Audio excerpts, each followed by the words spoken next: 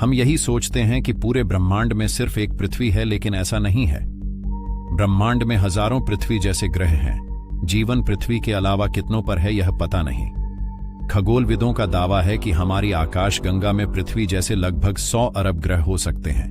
इस तरह ब्रह्मांड में मौजूद 500 अरब से ज्यादा आकाशगंगाओं से गुणा की जाए तो हमारे ब्रह्मांड में लगभग यह संख्या सेक्सटिलियन बताई जाती रही है। हमारा सबसे नजदीकी संभावित रहने योग्य ग्रह ताऊ सेटी ई कोर है।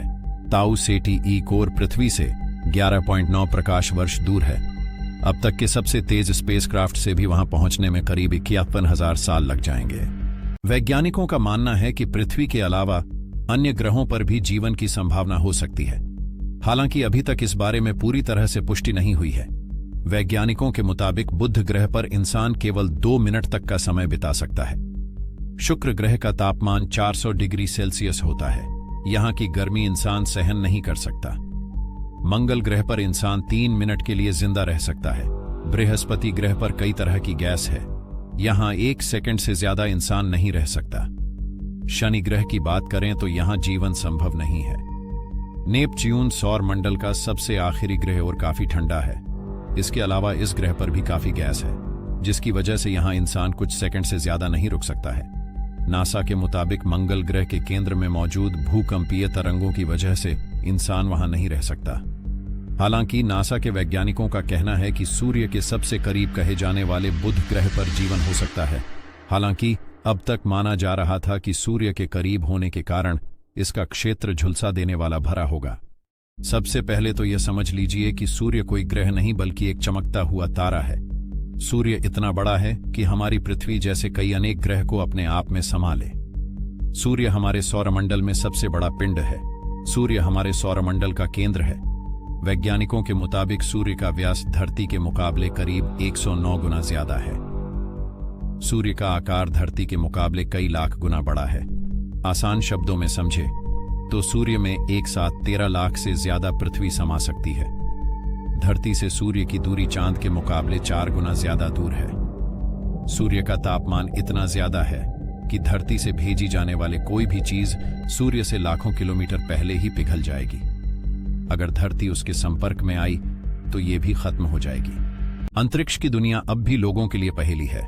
वहां बने इंटरनेशनल स्पेस स्टेशन यानी ISS पर हर वक्त कुछ एस्ट्रोनॉट्स रहते हैं। वहां लगातार रहने के लिए ज्यादातर वह पैकेज्ड फूड पर निर्भर रहते हैं। हालांकि अब वे ISS पर सब्जियां भी उगाने लगे हैं। क्या आपको पता है कि अंतरिक्ष में सबसे पहले कौन सी सब्जी उगाई गई थी? अगर नहीं तो आपको बता देते हैं कि स्पेस में सबसे पहले आलू उगाया गया था। इसके बाद गेहूं, चावल, मटर, मूली और खीरा आदि उगाया जा चुका है।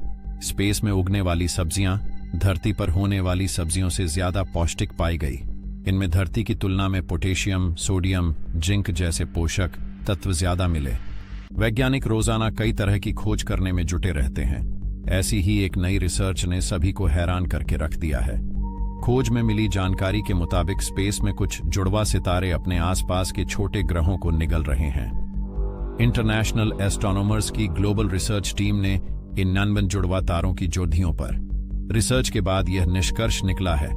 रिसर्च में कुछ तारों को ग्रहों को निगल जाने के सबूत मिले हैं, जिसने सभी को हैरान करके रख दिया है। वैज्ञानिकों को लगा था कि इन जुड़वा तारों की संरचना एक जैसी होगी, लेकिन करीब 8% तारों की संरचना सबसे अलग थी। वैज्ञानिकों ने कई तारों पर रिसर्च की जो एक ही दिशा में मूव कर रहे हैं। साथ ही इनमें से कुछ के अंदर आयरन, निकेल बहुत अधिक मात्रा में पाया गया। 7 करोड़ साल पहले दिन काफी छोटे होते थे। उस समय 23.5 घंटे का ही दिन होता था। साल 1800 से लेकर अब तक धरती का तापमान 1.14 डिग्री सेल्सियस बढ़ा।